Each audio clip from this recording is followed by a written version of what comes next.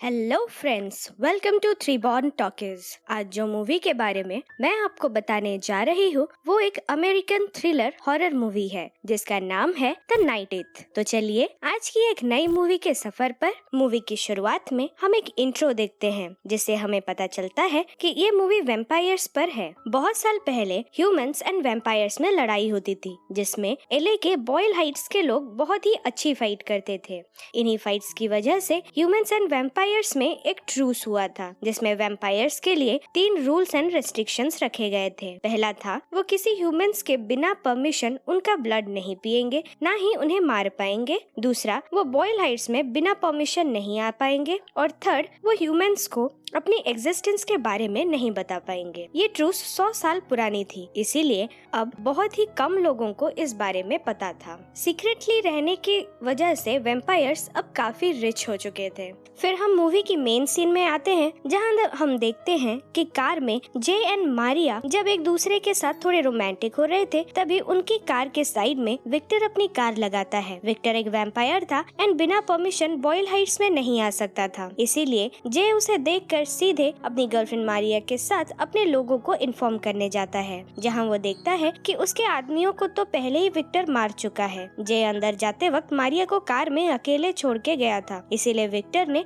उसे भी उठा लिया। अगले दिन हम जे के छोटे भाई बेनी को देखते हैं जो कि स्कूल गोइंग स्टूडेंट है और वो अपनी ग्रैनी के साथ रहता है। सुबह जब बेनी जे से मिलता है तो देखता है कि जे बहुत सारे अजीब तरह के ड्रैगर्स लेकर कहीं जा रहा है। बेनी जब उसे पूछता है तो जे उसे कुछ नहीं बताता, पर बेनी को आज उसके बिहाफ में उसकी शॉफट कार चलाने को कहता है। बेनी भी इस पे राजी हो जाता है क्योंकि वो एक स्कूल गोइंग स्टूडेंट था और आज इससे उसे अच्छे पैसे मिल जाएंगे जिससे उसकी अच्छी पॉकेट मनी भी हो जाएगी। शाम को बेनी ड्रेस्ड अप होकर क्लाइंट लोकेशन पे अपनी शॉफट कार्ड लेकर पहुंचता है और वहां अपना नाम जे बताता है। वहां उसे 2 गर्ल्स मिलती हैं जिनका नाम जोई एंड ब्लेयर था और ये बेनी को सुबह होने से पहले 5 पार्टी लोकेशंस पे चलने को कहते हैं। बेनी उन्हें पहले लोकेशन पे ले जाता है जहां वो दोनों स्पेशल टाइप की रेड कॉइन्स की मदद से एंटर करते हैं, पर बेनी बाहर ही रहता है। कुछ टाइम बाद उसे वही एक रेड कॉइन पड़ा मिलता है जिसे वो अपने पास रख लेता है। फिर थोड़े टाइम बाद जोई और ब्लेयर वहाँ से बाहर आ जाते हैं। उनके बिहेवियर में थोड़ा चेंज लग रहा था। फिर बेनी उन्हें सेकेंड लोकेशन में ले जाता है जहाँ फिर से बेनी को नीचे छोड़कर वो रेड कॉइन की हेल्प से दोनों लड़कियां अंदर चली जाती हैं। बेनी को ये देखकर थोड़ा अजीब लगता है, इसीलिए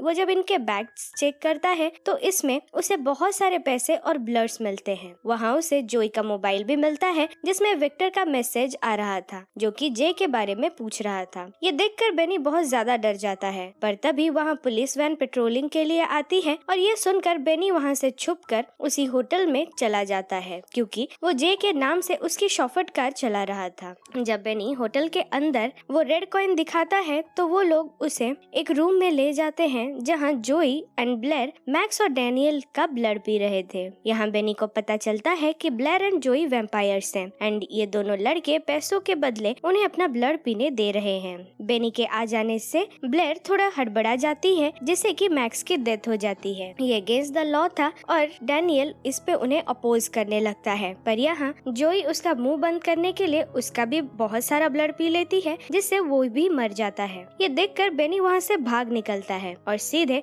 जाकर ऑफिसर एंडरसन को सारी बातें बता देता है, पर ऑफिसर वैम्पायर्स के साथ मिले हुए थे इसीलिए वो उसे ही अरेस्ट करके लेने की तैयारी करते हैं। तभी वहाँ जोई और ब्लेयर दोनों पहुँच जाते हैं और बेनी को छोड़ देने को कहते हैं। वो ऑफिसर को ये भी बताते हैं कि उन्होंने किसी को अभी तक नहीं मारा। फिर डर के मारे बेनी अपना रियल आइडेंटिटी जोई एंड ब्लेयर को बता देता है, तो ये दोनों उसे फिर से ड्राइव करके उन्हें नेक्स्ट लोकेशन पे चलने को कहते हैं। यहाँ ब्लेयर बेनी से थोड़ी अट्रैक्टेड थी पर जोई बहुत ही ज्यादा रूथलेस थी। दूसरी तरफ जे अपने लोगों के साथ मीटिंग बुलाता है जहाँ अब वो वैम्पायर्स को हॉन्ट करने के लिए जाने वाले हैं क्योंकि विक्टर के बिना परमिशन बॉयल हाइट्स में घुसकर जे की गर्लफ्रेंड पर अटैक करना, इससे ट्रूस उनका टूट चुका है। उधर विक्टर अपने घर पे बहुत सारे लोगों के नेक पे पाइप लगाकर उन्हें ब्लड बैग बनाया था। यहाँ हमें पता चलता है कि एलए में 5 वैम्पायर बॉसेस हैं एंड विक्टर मिडिल मैन है जो कि इन वैम्पायर्स के काम को संभालता है। उन्हीं बॉस में से ग्रेस एंड ईवा भी हैं। जब विक्टर ग्रेस से मिलने आता है तो वहाँ ईवा भी थी और ये दोनों विक्टर को ट्रूस तोड़ने की वजह से अब पनिशमेंट के लिए उसे मरने कहते हैं क्योंकि क्योंकि आज विक्टर की वजह से ही कॉमन मैन और उनमें फिर से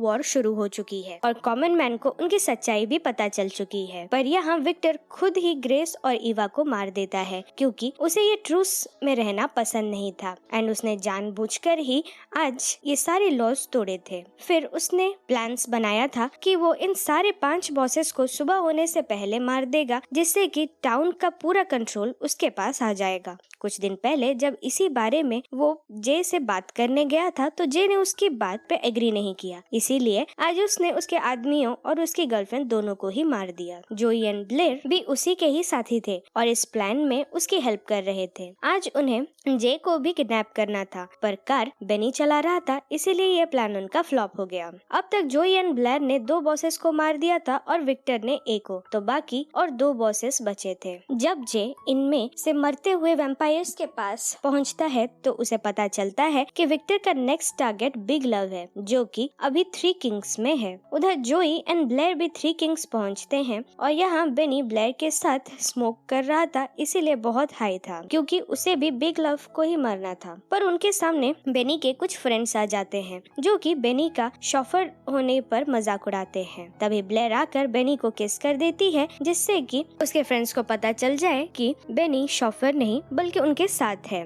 जैसे ही जोई एंड ब्लेयर 3 किंग्स के अंदर जाते हैं वहाँ उन्हें नाइट लीजन का ग्रुप मिल जाता है जो कि पुराने तरीके से वैम्पायर्स की हंटिंग करते थे। उन्होंने पहले ही बिग लव को मार दिया था क्योंकि अब ट्रूस खत्म हो चुका था एंड एक टाइप का वॉर ही चल रहा था। जब नाइट लीजन का ग्रुप जोई और ब्लेयर को मारने आते हैं तो बेनी नशे में उन पर अटैक कर देता है, जिससे कि वो लोग थोड़ा डाइवर्ट हो जाते हैं और इसी का फायदा उठाकर जोई एंड ब्लेयर नाइट लीजन के ग्रुप को मार डालते हैं। वो लोग जब वहाँ से बाहर निकलने ही वाले थे कि तभी जे अपने लोगों के साथ वहाँ आ जाता है और वो बेनी को उन वैम्पायर्स के साथ देख लेता है। जब वो बेनी के पास जाने की कोशिश करता है तो वहाँ उसे एक वैम्पायर रास्ता रोक देता है। तभी जे उसे सबके सामने स्टैब करके पूरे क्लब के सामने मार देता है। इस चीज से वहाँ भगदड़ मच जाती है, जिसका फायदा उठाकर बेनी जॉय एंड ब्लेयर को लेकर वहाँ से ड्राइव करके अपने घर ले आता है, जहाँ ब्लेयर और बेनी थोड़ा एक साथ टाइम स्पेंड करते हैं और जॉय विक्टर के साथ अपना नेक्स्ट मूव प्लान करती है। ब्लेयर अब तक बेनी को पसंद करने लगी थी, इसीलिए जॉय ने उसे अभी तक नहीं मारा। उधर ऑफिसर एंडरसन आकर जे को बताते हैं कि विक्टर जे को रुसोपुरो में मिलना चाहता है। जे जब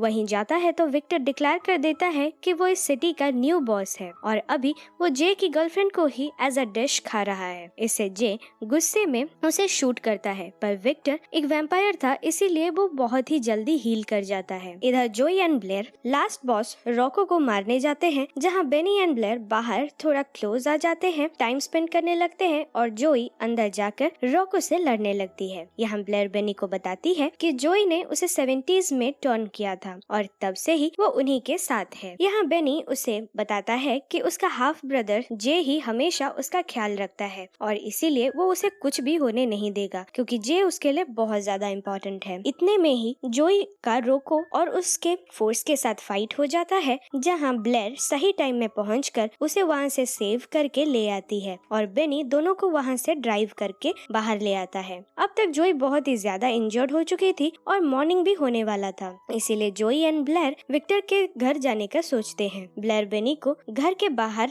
रहने को कहती है क्योंकि अगर वो घर के अंदर आता है तो विक्टर उसे मार देगा। बेनी कुछ देर बाहर वेट करता है पर फिर विक्टर के घर के अंदर चला जाता है। घर के अंदर जाते ही उसे ह्यूमन ब्लड बैग्स दिखते हैं, जहाँ अब जे भी कैद हो चुका था। बेनी उससे बाहर निकालने की कोशिश कर ही रहा था कि तभी वहाँ विक्टर आ जाता है और बेनी को अपने साथ अंदर ले जाता है। जोई और विक्टर जब बेनी को मारने कहते हैं तो ब्लेयर उन्हें रोकती है और कहती है कि अगर उन्होंने ऐसा किया तो उन्हें वो छोड़कर कहीं चली जाएगी। फिर जोई ब्लेयर को जब स्टैब करने ही वाली होती है तो बेनी अपना रिमोट ऑन कर देता है और उसने कार में पहले से ही एक्सीलेटर पर एक बड़ा सा पत्थर रख दिया था, इसलिए कार स्टार्ट हो जाती है और वॉल तोड़कर घर के अंदर आ जाती है, जिससे घर का अंदर पूरा सनलाइट हो जाता है और सनलाइट पे आते ही जोई वहीं मर जाती है। विक्टर वहाँ से एक डार्क प्लेस में जाकर छुप जाता है और बेनी को डार्क साइड पे आने के लिए जे को अपने पास ले आता है। बेनी फिर विक्टर के पास आ जाता है और दोनों में फाइट के दौरान विक्टर बेनी को बाइट कर लेता है, जिसकी वजह से ब्लेयर विक्टर को स्टैब कर देती है और फिर जे विक्टर को सनलाइट की ओर ड्रैग कर देता है, जिससे विक्टर विक्टर भी वहीं मर जाता है।